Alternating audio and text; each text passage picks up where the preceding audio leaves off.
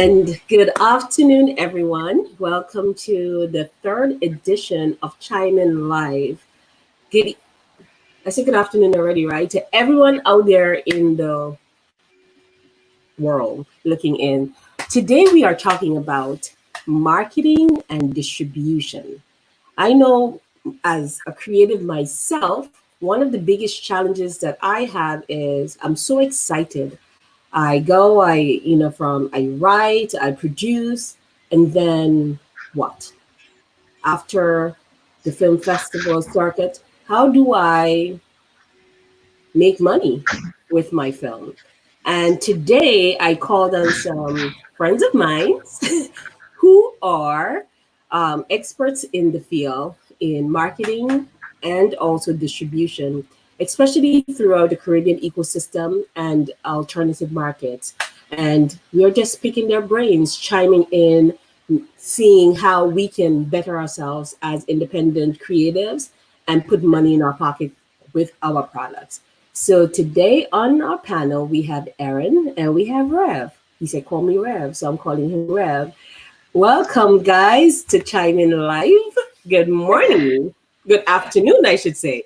And good evening, too. How are you?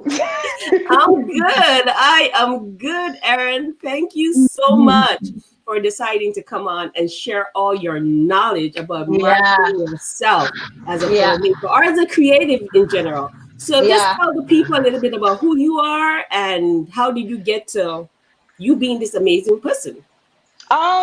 Good question. I think it very much started out with me just having a passion for something, and that something began with dance. After that, then it filtered into so many other things. I recognized, as a artist or performing artist here after I studied and came back, it was like, okay, so what do I want to do with that talent? And for me personally, I didn't want to necessarily just jump straight into the festival season. I wanted to be able to harness that time a little bit more and do other things and branch out. And that's where I got into media. And I started to do radio broadcasting. I also did script writing, voiceovers. Gosh, the list is very long. And then it kind of segued into social. Again, another form of media that is currently very trending. And I think we're also moving from the traditional style of media into social, like I just said. And so naturally, you jump on that digital train and you learn a lot about Facebook, Instagram, Google, etc. And that's kind of how I blossomed my artistry and I understood to become more of a business, So that's where I am. Nice. I mean, how can you follow up from that? I have to go back to my book and figure out who I am. So, Mr. Rev, tell the people out there a little bit about who you are. I am Rivelino Simmons. Been in broadcast, television, film for about 30 years. Maybe a little bit more. Long story. Started in television and Caribbean Broadcasting Corporation. But I'm one of those people, if you put me in an area, I want to learn everything around. So I moved from department to department and learned everything from cameras to all technical aspects. Eventually went back to England, came back and started my own business. Doing television productions. I was on the verge of the changeover from analog to digital. So I pioneered that aspect. And I've always been on the forefront of any new technology. I had one of the first red cameras in the Caribbean. Actually, probably I was in the first 2,000 people in the world to have a red camera. And what I was doing at the time was I was, hiring out my camera to anyone in the region that wanted it. And I was hiding it in the background. I said, the camera is yours. I don't care. I'll send in technical support. I'll help you. So we did a ton of productions at the time. We're in the back end of Nicki Minaj, like Rihanna's music video, Drink to helped a few people with films, a ton of stuff. And then later on, I moved into distribution. And right now I run a live distribution network across the region where we syndicate. Last year I got the rights for like 𝗏𝗏 to Swim In. And they syndicated it to 10 countries. I've helped people with their film distribution and things like that. So you're actually lucky to even have me on camera today because I don't do this. So that's I am lucky. I was told that. I was told that I am a lucky lady, you know. I have a way of convincing people to come and help us out. Not just myself, but all the other creatives. I guess when your life is about serving others, you kind of attract that energy. And I appreciate you guys today. So let's just jump right into it. As I said on the earlier, like 5 seconds ago, that one of the biggest thing is we are clueless when coming to marketing. Marketing is a bad word. That's most creatives. Most creatives have that problem. Most creatives say, this is my passion project. You can't touch it. Yeah. To go, it has to go Netflix, it is going global. And they do not think of that side first. All right, let me give you a story. Yeah. 12 years ago, I did a local reality show called Runbow. We shot the pilot for $450. We made $100,000 on it. And wait. Repeat that again. Let's repeat it again. Let me hear that again. We shot a local reality show for $450, and we made $100,000 on it. And everyone was telling me, no one's going to be interested in local stuff. No one's going to be interested. We had people running home to watch the show because it showed all emotions. People were doing crazy things. Yeah. And at that time, I was working with a producer. She actually works in New York now. Since that, she's done that movie with Meschida Philip. She wrote that script. You know, we was trying to get that script out back then. And eventually she moved back to New York, started doing those things, you know, writing scripts, script doctor, all that type of stuff. And I just went more into the television aspect. However, I have helped people with their movies since that. But you have to understand the product you have and why people will be interested in it. And you have to be able to, you just can't think that the whole world, I have a movie and the whole world's going to be interested. There is a market for what you have, but you have to be able to identify your market first. And it's one of the first things when you're building out the product. Because when we built the show, we started to build it around certain aspects that we thought people would be interested in, and we went after those groups. So you have to think marketing when you're developing the product. Not when because everyone in the Caribbean, they do their passion project, they do their show, and then they say, what do I do with it? Yeah, big facts. Big facts. They end up doing two things: putting it in a festival or putting it on YouTube free. Yeah. You see, I have a serious problem with the last one you said. They're putting it on YouTube free. Because even with my films, I have them sitting on the shelf, which is not the place it's supposed to be. I'm actually speaking with different distributors, but I remember when I was in school, we had one semester of distribution, right? A class on distribution. And it went by so quickly and you're like, okay, whatever. It's not a big deal. And you got out of school and you're like, shit, I should have been listening more and paying more attention. Yeah. Because now I am thrust into this world of saying, okay, one, how do I market myself? You have to create a whole marketing campaign around your films. And after doing all this work, it's hard for me to say, let me just put it free up on YouTube. And the whole world is changing now, where social media is a big part within that marketing. Where before you go to, you know, some distributor and say, oh, I have this movie, or you take it off of me and you do the movement of it, you handle the marketing. The whole game has changed. You can now be that person with the power of moving your product. Or you link with people that can help you in that ecosystem to move your product. How do you move your product? You open that world right now. So how do you, give us 3 tips as far as how we can move our products. The first tip, in some way, connect with someone that is in those markets, that's functioning in the market. For example, if you go directly to TV station or whatever, you don't have a track record, you don't have anything, you've never done this before.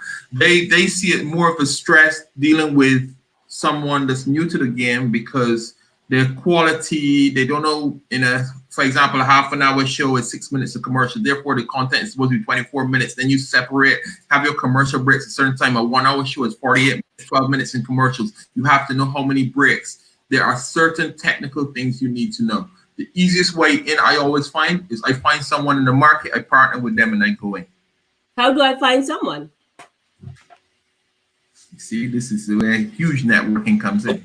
Huge networking I'm comes playing in. devil's advocate here because You this is really questions that a lot of independent you found me through other people, so now I can help you get into a market.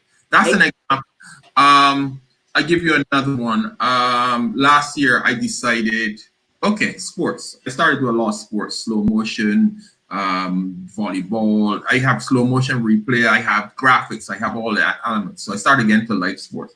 So we realized that all the sports in the Caribbean are never broadcast, regional events. We get to see Champions League football, we see Premier League, we see everything else coming into the Caribbean. We see nothing out of the Caribbean going out there.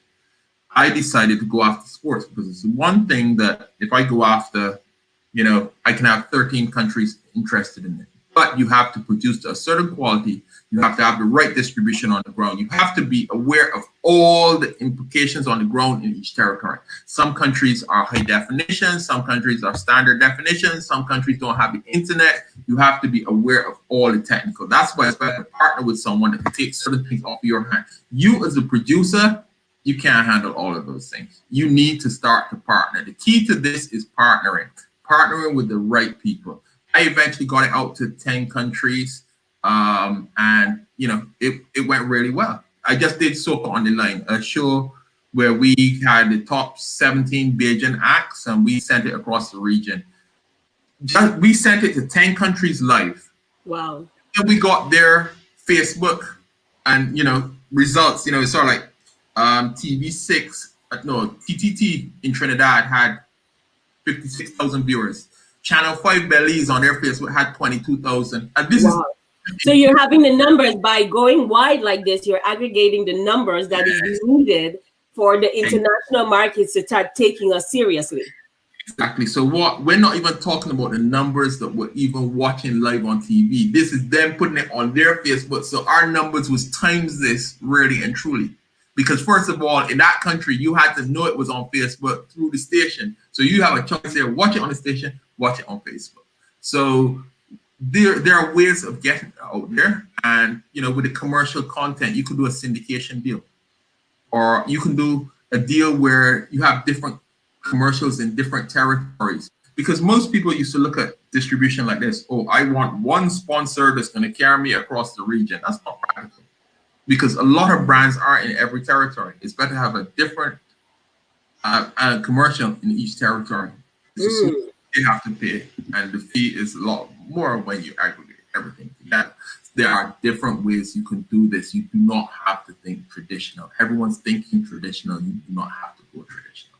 One of the things that is interesting, because a lot of our viewers are from the Caribbean, and one of the things that you're hearing out there, our market in the Caribbean is emerging. Of course, it's not as large as the Americas or Africa or Asia.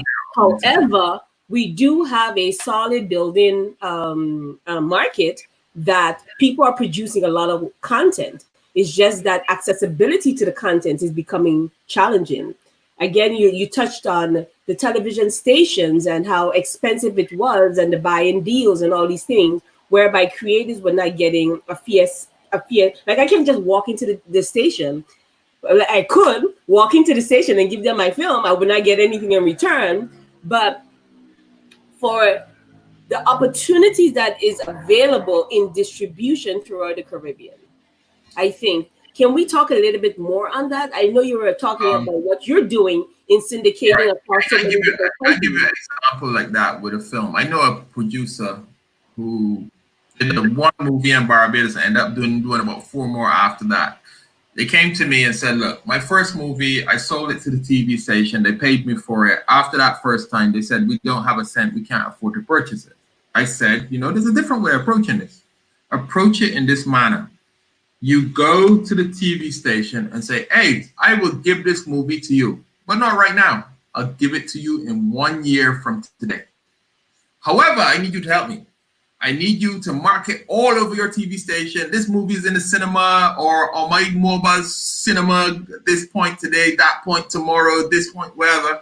And you help us by marketing that. I want to be on the morning show, I want to be on radio, and I give you the movie free of cost in 6 months, a year.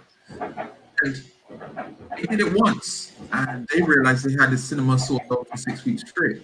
Totally ran, couldn't get another person in. At the end of the year, the TV station got the rights to show the movie multiple times, and then they took the movie on the road to each individual island and cut the same deal. They goes to me about 2 years ago. They goes to me, Riv, this is movie number 6 now, and I've used that model ever since you told me about it. And there's different things you could add on to that to even carry it further. But you need the right people around you to give you the right advice to, you know, how to move it, how to market it, what kind of trailer. We in the Caribbean like doing these long 2-minute trailers, 2-minute 30 trailers. Keep it short and sweet. I mean, there's so much different advice you can get on how to do this. Aaron, that takes me to you because that's where you are with the marketing side of it. I remember for me, with everything that I'm doing, not just writing the script, but conceptualizing what the tone is going to look like in all of my marketing products that I'm putting out there, because everything has to be cohesive. What are some of the elements that you're if you have to advise me as a newbie filmmaker who don't have any clue, and I have no idea where my audience is or how to get started, what are 3 main takeaways right now that you would advise someone? I would probably say to get from where you are to possibly distribution, what Rev is talking about. Right. Okay. Well, I guess naturally what Riv will get is a press kit at the end of the day. And that would, oh, well, that's a breakdown, I guess, of all the creative assets from your product, essentially. Mm-hmm. So with that being said, let's go back to, you've created this spectacular item and you want to pretty much get it out to everyone. Naturally, you will have to probably think about what is it and how are you selling it? So that probably goes into tone of voice, our messaging, you know. Then who is it for? You know, like who is your demographic and what do you want them to internalize when they see it? You know, and I guess why are you doing this? Like again, how, what, where, when, those W's and that H are pretty much gonna give you a roadmap to getting this packaged so that when you give it to distro like Riv, he'll be like, oh, okay, well, this is what it is. And then he can pretty much know, you can then segment and say, this is where I want to carry this. How can you help me get there? That's how I would approach it. Riv, you look very inquisitive. But you know the problem there, right? Here is the problem. You ask that producer, who is this for? This is for everyone. This is for everyone. But it never is for everyone. And there are segments within that target demographic that you will find out. Let's go into, I'll talk about myself. So like I said, I teach a dance class and I knew that my dance class was going to be a little bit different. It could cater for the beginner who is an absolute beginner, and it can also cater for the intermediate advanced person. The messaging is not going to be the same, you know, and also I learned that I wanted to teach predominantly females, so I'm not marketing to males. So again, I went through kind of like a breakdown of this is what the brand is, this is who I want to market to, this messaging is going to go different. So like the same thing, if you had a film and you wanted everyone to watch, the messaging for a child versus a parent is not going to be the same. So naturally, if you do say it is for everyone, everyone will still have a segmented way of understanding why this is for them, and a way that it will pull at their heartstrings, or that a way it will inquire them to be like, oh, maybe I want to be a part of this. And then that's how you kind of develop the broader scale of to market, essentially. Because the audience thing is always a challenge for a lot of us. A lot of creatives, because we are clueless. Like you said, for me personally, my last film dealt with human trafficking. That is a serious topic. And not everyone wants to acknowledge it, but it's also an awareness piece. And because of the content in there and how it was created, there is mature content in there, so we have to be sensitized to it. So we know that in as much as it's something that can serve schools, it might not be appropriate for schools. You needed to cut several versions. You needed to cut several versions. I was about to say. Because would get, there's certain agencies in the Caribbean that would be interested in that film. But then at schools, you cut another version for the school kids. So you can have several versions of the same film. You have to understand how I'm taking notes. Go ahead, I'm taking notes. But Rivis, that's very solid, because there's no reason why you shouldn't have been able to cross into that demographic. And then that creative challenge was one where you should have just problem solved, you know? So I think that's just, and I think that's what creatives stop themselves from doing. We kind of think big picture, but then we never find a way to analyze how that big picture can tell a full story, you know? And I'm at fault for doing it too. Like, I always have to remind myself, okay, this is this, and now we need to bring it down. So how can I get this to this so that I can be able to move through my segments?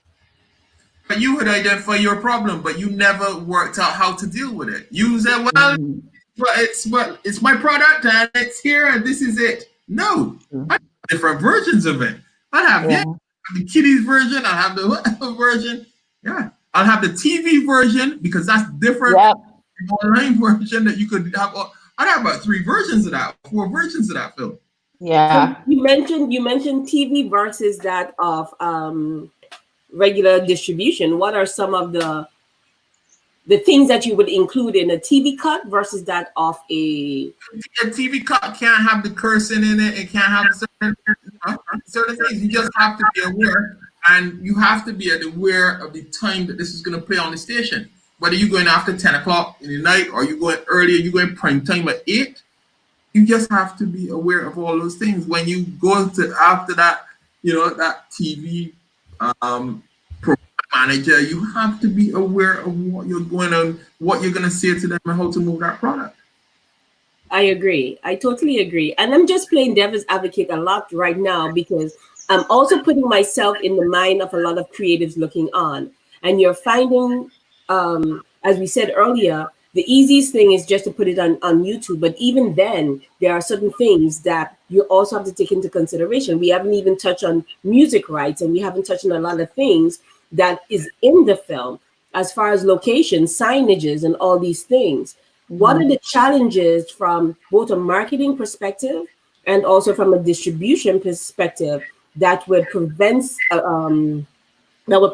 someone's film from moving forward because they did not adhere to those things? You need all your clearances. You need all your clearances for every aspect. I remember doing Rihanna's music video and Def Jam sending me a clearance pack for everything. I mean, every road that she went down during Carnival, we had to put signs on boards saying we will be shooting at this day at this time. If you don't want to be in, we had to get clearance from the coconut vendor where she's standing up next to, and we shot the live shot. We had to get clearance for buildings. We had to get clearance for everything. Locations. You just need your clearances so that when you're finished, you have your whole clearance back. Boom. Because if you don't have that, you ain't going nowhere. You gonna put it. And I think that's what a lot of us fail to do, because for us, we're like, oh, we're in the Caribbean, we're just free to do whatever we want. But there is, if you are looking beyond the Caribbean shores, and for institutions to be taking your product to take it to the next level, you have to be mindful of that. Yeah, it's the little things like that that stop us. It's the little things like that that stop us, and we need to really look at it. And before we start production, we need to look pre-production. We need to look at all these things. We do not. We do last minute in the Caribbean. Yeah, let me shoot tomorrow. Let me turn out and shoot tomorrow. No, you can't do that. Production is about a plan. I just finished a show Thursday night for the Central Bank of Barbados. We sent it to 17 countries, and we were in planning for this for over a month. All aspects of the technical, everything. You cannot just turn up 2 days before and a day before and a week before and just think that you can pull off a production, because there's so many aspects you're not thinking about. Right, so music, intros, this, that, also the duration on commercial breaks, everything. The duration of your show, all sorts of considerations. So maybe it's a situation in the Caribbean, we need one senior producer that just looks over or helps people with their project. With just a look over, because sometimes it's just a look over. I mean, I remember seeing a project coming out in Jamaica and they were doing this series based at university with vampires and whatever. You know what they did with the program when they done? They prepared the festival, the winner prize, feel good, and they end up on YouTube. Waste of time. Waste of Wow. YouTube should be you should have your distribution done in several ways. There should be, I deal with this guy out in New York called Mark Walton, and he was in distribution for years, and now he works for One Caribbean Television. And he was explaining me the different tiers of distribution. Yeah, the YouTubes and thing, okay, but that should be at the bottom of the pile. Because once you go there, no one is interested in putting it on their channel. Wow. That is so true. And the crazy thing about it too is even film festivals do not really want films that are out there on YouTube, because there is a quality an expectation that when your audiences come in, they have this experience that they're seeing something maybe for the first time in that particular community. This exclusivity, essentially. Yes. Which is how creatives should treat their product, as something like, yes, again, it's a passionate project, but you have to make money from it, and you have to think of it and think of yourself as a business and a brand and carry yourself that way across the board. Okay, so you just show me 3 filmmakers in the Caribbean that made millions off of it or whatever. You can't. No, I can't. They don't work out how to monetize nothing they've done. And how do you think we need to rectify this? Should we have like a regional discussion or training to help us? Because maybe we just don't know. I think we need a regional association for all the filmmakers. Yeah. The synergies and working together would help, because there's ways that you can work together and get things done. Is, for example, I have a guy in Barbados that sits down in Barbados and does audio for Discovery Channel shows. He just sits here and he, cleans them up, does this, different channels, and masters the whole audio. People don't know that. Yeah. And here getting a local sound guy, oh, you can do this for me, and they don't know anything about television mastering, which is totally different, or film mastering. So, we need to use it, because with the internet now, you can work with people wherever. That is so true. And we need to be, using these skills in other territories to be able to work our things and whatever else, and use distribution platforms and being able to tap into other distribution platforms. For example, if we had a regional organization, we'd have the network of all the TV stations easily networking, because the local association that's logged into that regional association would have the agreement with the local TV station. We need to build platforms, and we're not doing that. We're not using online and things. CDB, Caribbean Development Bank, says the Caribbean is going to be behind every other region in the world in 25 to 50 years because we do not use online properly. And we don't tend to collaborate that much either. We tend to be very insular. It's we Jamaicans, we Barbados, we wherever else. It's not. Yeah, they don't look at the big. We're not looking at. We're so small that we don't understand bigger picture. Yeah. Aaron, I have a question for you. How soon should filmmakers attach themselves to someone like you, a marketer, to help them in the process of establishing that brand? Well, I'm hoping that they probably market their film and not. I feel like they should probably have somebody like me or who's on the marketing and advertising side built into their team already. Because the same way how Riv was mentioning, there are things, are clearances that you're going to need. It's going to come from somebody in legal, not just only legal with film, but like legal with advertising, and as legal with advertising in that market or in that demographic. So let's say, again, we moved it from Barbados and we went to Jamaica. You're going to need somebody over there who can liaise for you. So ideally, I would say the same way how you need to build a team of creatives, in that team, you also need to have administratives or administrators. Mm-hmm. So that you can cross your T's and dot your I's ahead of time, so that when you are doing production, you're doing production, and that's it, because you've already done the paperwork, or you do the paperwork at the end, Let me add a little bit more in there. So you're doing your production. Every day you're going. You should have someone in the team you talk to before you shot on day one from marketing, who's going to tell you, I need 30-second clips per day, Right.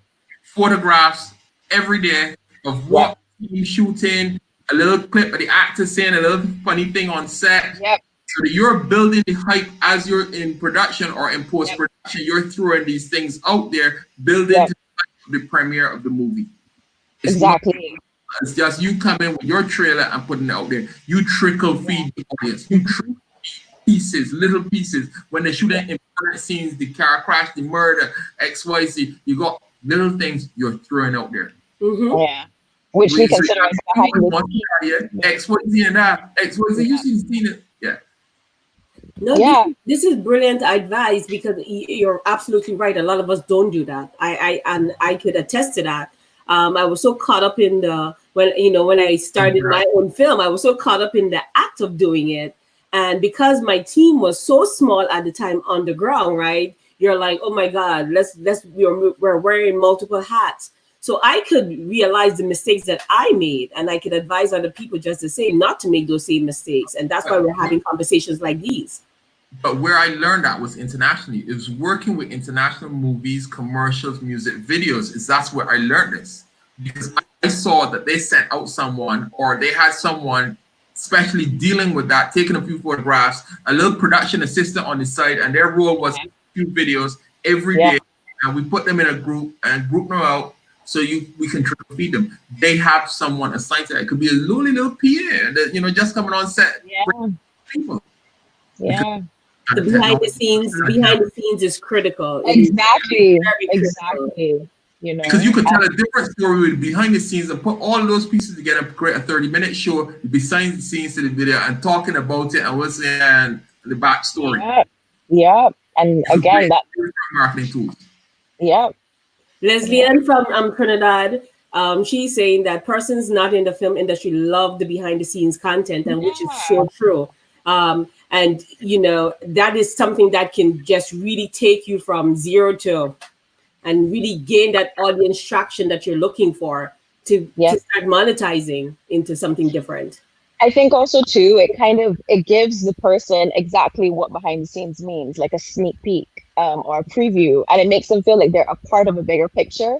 And it for me, it provides that relatability or authenticity of your brand to your customer or whoever, and it makes them feel like, oh, they're giving me these little tidbits. I feel like I'm a part of the crew. Oh, this is so interesting, and they're even more intrigued to see what the final product will become. Exactly. And that's gold. That is wealth, because later on distributors want to see little things like that, especially when you're building out some kind of advertisement for your product to market your product even more. So it's a twofold kind of thing. So this is really, really interesting. Again, marketing, Caribbean. I'm sitting in now in a lot of conversations with a lot of the organizing funding bodies, from the CDB to OECS to UNESCO, and everyone is talking about reimagining the industry. That's a big word, right? Reimagining the industry. And what is your take on that from a marketing perspective in reimagining the industry post-COVID? Where is the industry leading up to COVID versus that of reimagining it after COVID?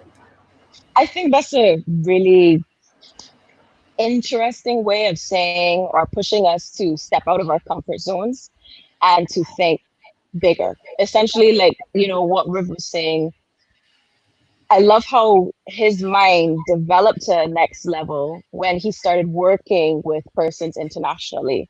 I think if we can start collaborating, then we can reimagine ourselves out of the current boxes that we might have indirectly confined ourselves in. And just to branch out of what it is that we know as our norms to now thinking bigger picture, or thinking, okay, so we've hit this little bump called COVID. I mean, a big bump. I'm not sure how people think about it is subjective to you. But that doesn't necessarily mean that my creative wheels should stop. If anything, this is just a creative challenge for me.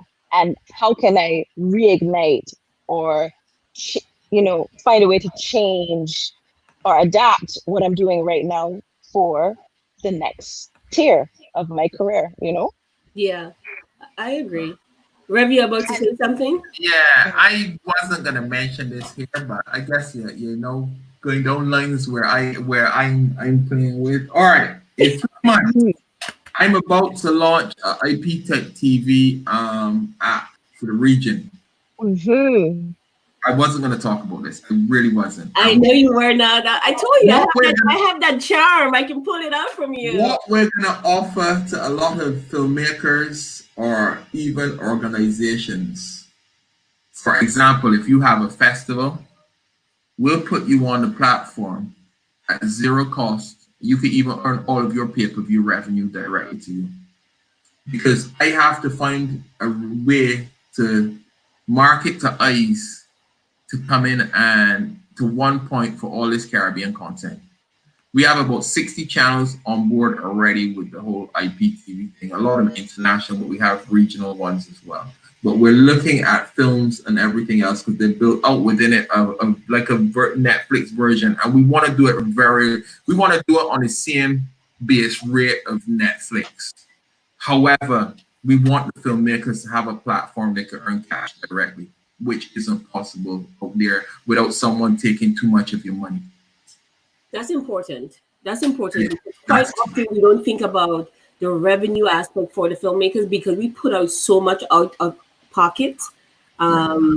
Because quite often funding is not something that you could go into a bank and say, hey, can I have your capital? You funded? No, you're not showing me anything tangible. Yeah, anyway, I can go into that aspect by itself because I was a production manager for many years and cutting costs on large scale productions.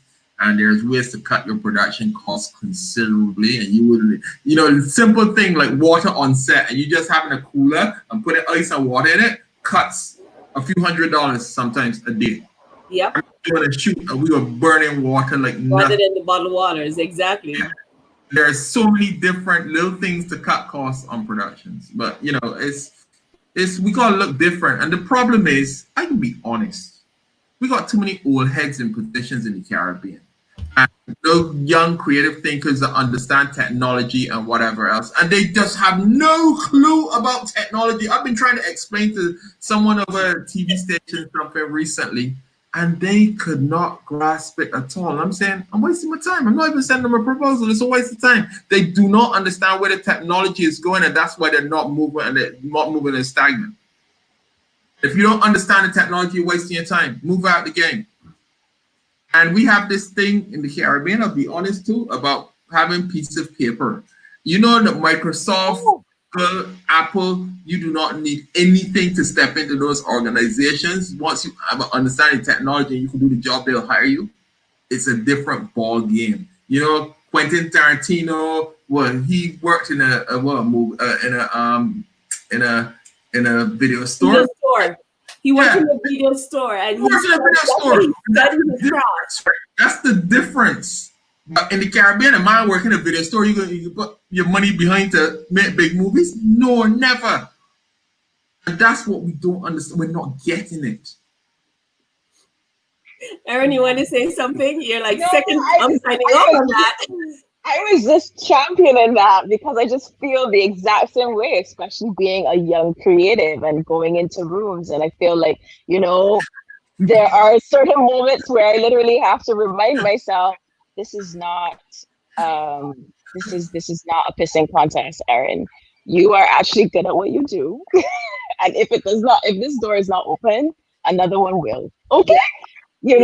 So you just have to, again, it's just, I I'm so fond of Ray for saying that, because he's been in the industry for so long. For him to say that, for those who are listening should also, be like, I'm one of the few people of my age range that understand the technology. Most of them just don't get it. Right. I keep on top of the latest everything. I can tell you the latest things that are coming out before they come out because I'm on top of research. And if you don't do this in the game, you're left behind very fast. And we need to change our mindset and how we move forward in this creative industry. Otherwise, we are wasting time. And most of them don't get it. You sit there and you try to explain, and they're not on the level of the technology. And when they put money behind something, they put in money behind something that's 4 or 5 year old technology because they don't know what the latest thing is coming out. And most of it just go under. Most things they put money behind, these, it just don't work. And they must start looking at themselves. Why isn't this working? You know, you're dropping jewels here. You're dropping jewels here because, for instance, like with us having the film festival in Grenada, and due to COVID, we had to postpone the festival. And because the festival was initially scheduled for May, and that's like in the heart of everything. And everyone is like, oh, just go online. Just go online. Just have an online festival. And I'm like, hold up here. There is a whole nother side of this to bring the festival online. And that goes with what Rev is talking about, the technology behind it. And when we start sourcing, the cost to put this online, and I'm not talking about just what a lot of other people are doing by having like Facebook Live and IG Live. I have a problem with that. I seriously have a problem with that from the two different perspectives, from a filmmaker standpoint and also from a festival standpoint. So you have to work with persons like Rev who are so inundated with the technology to ensure that the information is safe and that have a cost to it. And you're seeing now there's a trend now, that an expectation that everything have to be free. So that is a problem too, because filmmakers spend a lot of money to produce their product. Not only that, you went to school and you spent a lot of money too at school. Exactly. Tuition wasn't free. Learning wasn't free. The equipment is not free. So when you're having this now and now utilizing it and saying there is a cost attached to it, you're finding a lot of people like, well, I'm not paying, or you may not get the support. How do you? But you know, there's mechanisms that you can beat that, because, all right. So for example, YouTube and them are making a killing because they have their ad mechanisms and behind the scenes. However, most Caribbean countries cannot sign up to be part of it. I think if you're in Jamaica, you can't do it in Barbados or whatever else. Okay, different. I say look at it from the perspective, build your technology out, get as many people viewing it as possible, and look for Caribbean advertisers that want a cheaper cost. Because if you can do it on a scale version, for example, you tell an advertiser, I will get you 200,000 eyes. If I get you 200,000 eyes, this is the amount you pay me.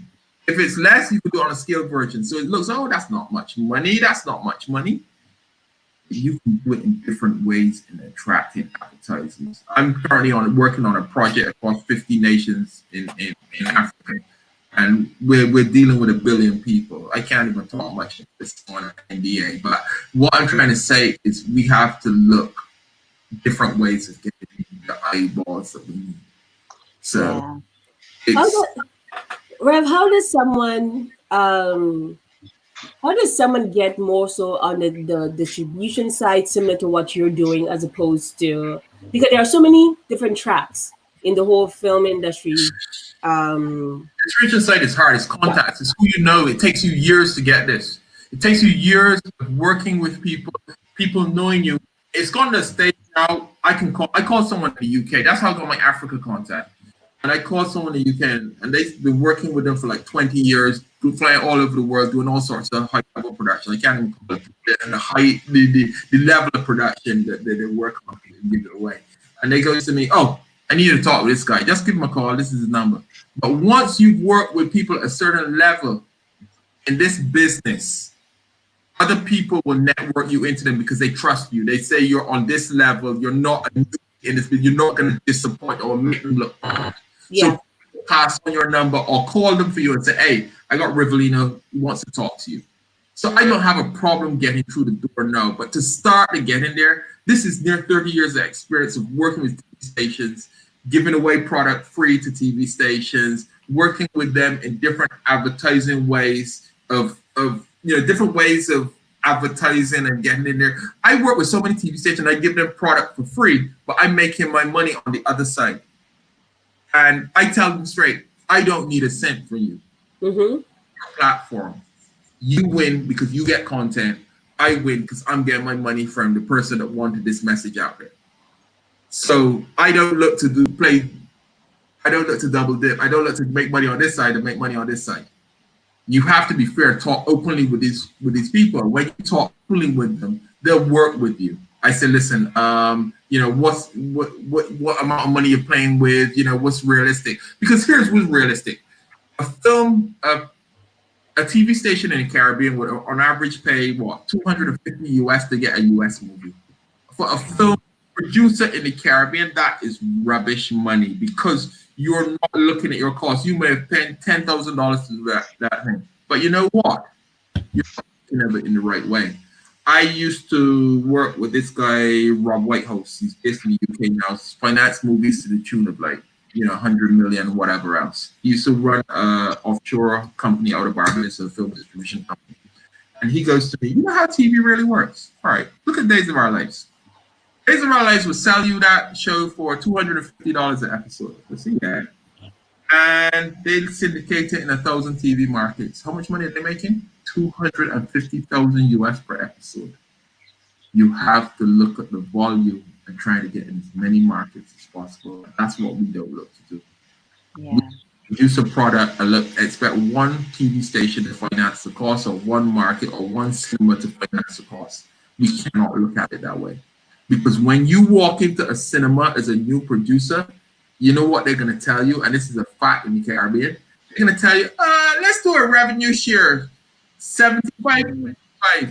75 is in my favor though, the cinema. You get 25 or even less. I'm actually calling a big number for the film because this is a fact in the region. This is what we do.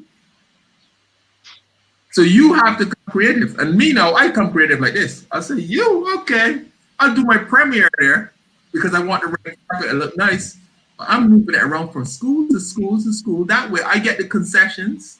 I get the people step in there, whatever price. I get whatever. Everything comes to me. But I do my premiere, red carpet, and I put out TV and everything else. Yeah, you could earn money on that night, but you can't earn the money after that.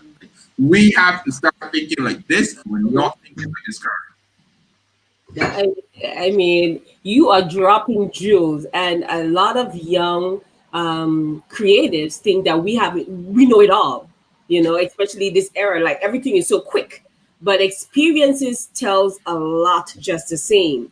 And with everyone having a camera or having access to camera, they automatically think they're a filmmaker, but there are so many other things that you have to think about. I like to say, I'm not a shooter. I can shoot, but I'm not a shooter.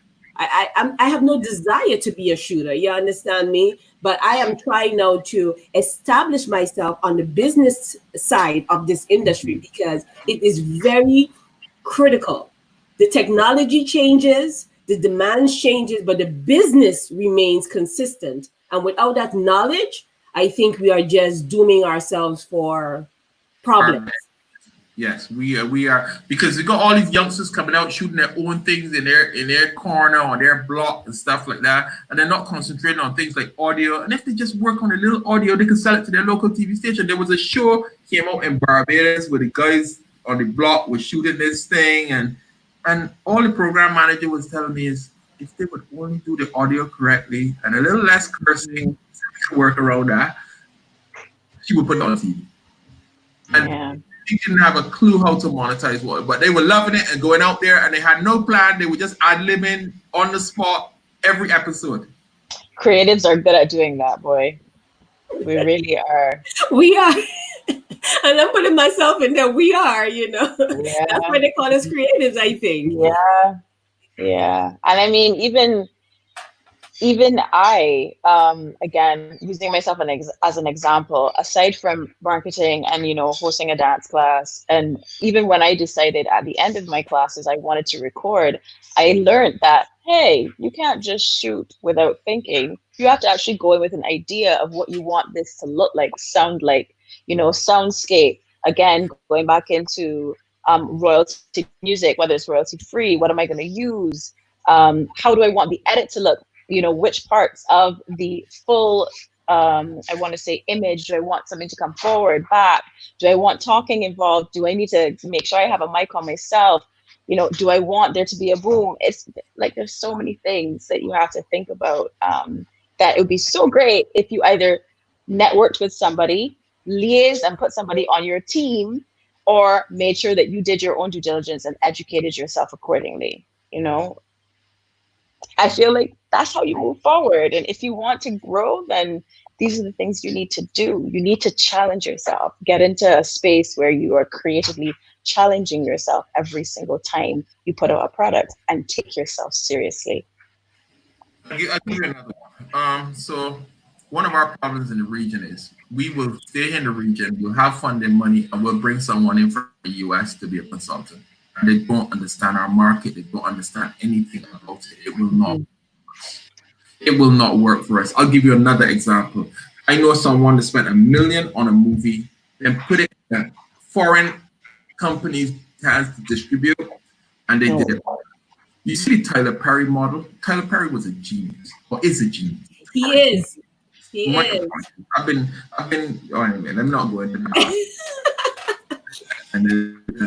Anyway, what this company did with the Caribbean movie is put it on in cinemas across the US. Madness. You have to look at where the Black demographic is and the Caribbean people and go to those cinemas in those areas. What Tyler Perry did was go to these cinemas and say, oh, you got a night that's free and empty, that nobody, let me pay you for that night. And then he marketed it and got them sold out for his movies on those nights. He didn't care about the bad deal given him because he created his own deal. Yeah.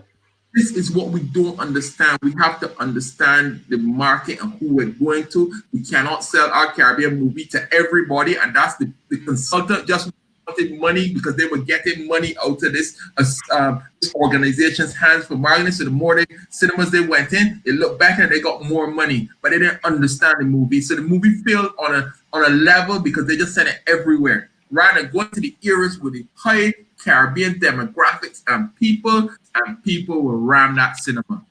And it's a problem. A lot of these organizations are funding things, do not understand. They do not understand this business. I totally agree. I mean, I was born in Grenada. I spent a lot of time in Grenada, but I also live in the US. So I'm coming from two different perspectives. But reality set in very quickly when I said I wanted to come back, not just from someone who is supporting the art, but someone who's also practicing and engaging and producing things in the art. And I learned very quickly that the markets in the Caribbean is different. It is different. And in order for me to advance myself, I really needed to bring in different individuals to help me understand the psychology behind it. I have a strong team internationally, which is great, but regionally and also locally, because as Erin, as you and I were talking, even though we're in the region, each country has its own unique way of maneuvering things. Yep. And if we are not mindful of it, we are screwed. Yep. So that's why we need people like Rev right now who understands the regional market.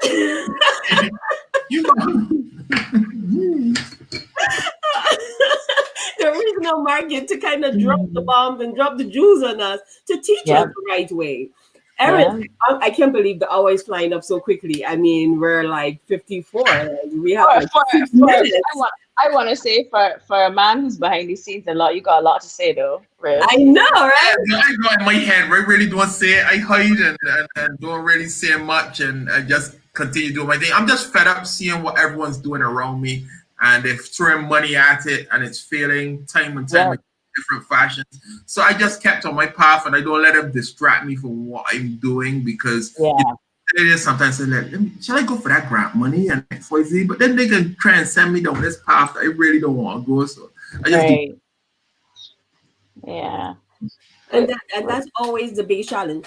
Erin, for the young filmmakers and also established filmmakers who are creatives on the whole, not just the filmmakers part of it. Is there any kind of material that you can make reference to that they can start reading right now to kind of change their mindsets? Google.com. That is the best answer. That's the best answer you could give somebody. That is brilliant. That is brilliant. Like Google.com. I mean, I don't really have any. I feel like just there's so Leave much. it there. That was there. the great answer. That is the great answer. I love it. And I mean that in the most loving way possible. Just literally Google anything and everything and just continue to educate yourself. Reach out to people. Don't be shy. Network. That's what social media is for. Be social on social media, but make it purposeful. You know, that go on LinkedIn, create a profile, just go into groups, establish conversations, even if it is that you come off the bat as being controversial. You want to get things out of people because you want to know things. So do your part and find out more for you. So yeah. I agree. Rev, what would you like to say imparting for filmmakers to get this together? What do I have left to conclude? Because let me tell you, you have people in the chat who is just like chiming in and they're honing into everything you're saying, man. Everything that you're saying. Yeah. Anyway, I'm one of those people. I don't hide knowledge from people. Anyone wants to contact me, I'm easy to find. Rivelino Simmons, you'll find me Riveting Media, whatever. I'm easy. I give out information like that. I like to see people getting ahead because at the end of the day, more people that get ahead in the region, it helps me and my cause. It means it's other producers I could, help out. We work together and whatever else. I'm not one of those hide different techniques and moving forward with their movie and their film and stuff like that. But it's you gotta keep your fight up and just keep researching new models, new distribution. The whole thing has changed, especially now with COVID. Yeah. Like an example in the US, AME, I think it was a cinema chain. They got cut out of it by one of the studios. The studios decided to go directly to consumer. So now the movie house is in trouble because you can't pack a movie house, but of course, so they're going directly. So this means now this has new implications as it relates to movies globally. But I read something from one of the trade magazines, I believe it was, and I think, oh God, I hope I'm saying the right information, but I think Amazon Prime was bidding for AMC. So what does that tell you? What does that tell you? Because Amazon is a distributor to the max, right? So Amazon, you have access to all these films. I think cinema model is going to change. I think there's going to be no more cinemas in 5 years. I think it's going to be direct to consumer. When a movie premieres, the night it premieres, you can watch it home on your TV. And I think the model is about to change. And we have to be aware that our model is about to change, where you could go directly to. That's why you think I'm doing an IPTV app that's coming out in 3 months, where we can go directly to consumer. We can go straight to your TV with whatever premiere, documentary, movie, anything directly, so the filmmaker can earn the money directly, because that is the future of this game. This future is not a crowded cinema with 500 people around you. Directly to consumer. Interesting. It's B2C. I mean, this kind of conversations is what I enjoy. Anyone who knows me know that I can go for hours in speaking because there is so much knowledge to be pulled from here, and especially just interchanging ideas so we can all elevate ourselves as creative, and not just elevate ourselves, but be sustainable in the process, because that's why we are doing what it is we're doing, to make money in the process. Because I would love to be a full-time filmmaker. I would love to be able to earn money from the things that I'm creating. That is our job. That is our career. So why not do it the right way? Before we leave. 1 minute. I'm counting. Yeah, go ahead. 1 minute and counting. 1 minute and counting. Before we leave, how can people get in contact with you? Because I know you're a busy man, and I don't like to share my contact. I'm being selfish right now. Riveting Simmons. Just Google me. You'll find me. Riveting Media. Riveting Media. My master said, Google me. That's when you know you're going clear. Oh, we are using Google me. I'm not hard to find, man. I'm easy to find. You know, yeah. I'll get in contact with you. I'm sure you'll pass on my email address. Yeah. I'm sure. Only if I ask permission first from you and you clear. Yeah. You don't want every and anyone just coming and over and dating you and they're not prepared yet to handle. But I like, you never know what you get between all of that. Sometimes you get a gem. Sometimes you get a gem. I'm not the type of person that don't want people to approach me. Okay. Me because you never know, you might have that gem there that, wow, everyone looked at it in a different way and I'm saying, oh, this has potential. Yeah, that type of person. I have 1 million people contacting me every day asking me stuff. Okay? And it's so weird because I reached out to you even before Erin connected. I know. And I remember because I told Erin she reached out to me last week Friday. I told her even the day that you reached out to me. Yeah, you were talking. You know, and that's what it is, because I am telling you, I am on top of it, and it's just about bringing all of us together. If this is my purpose, to bring all of us together to share ideas and to help develop the industry stronger, that's what it's about. And that's what Chime In is about. It's about sharing information with each other. Erin, how can people get in contact with you? Well, I think for sure you can get in touch with me at 𝗂𝒊𝒎𝒆. That's on Instagram. I mean, I'm not as cool as Riv. You can't just up and Google me, but you know, we'll pass on the information accordingly. Exactly. So on that note, I want to say thank you guys, and I'm pretty sure we can always schedule something in the future to continue diving in. People will have questions, and just to do a full-on session on just going hard at the distribution aspect and stuff like that. We never know where it's going to take us, because it takes us, the new heads, as Rev said. Anymore. Yeah.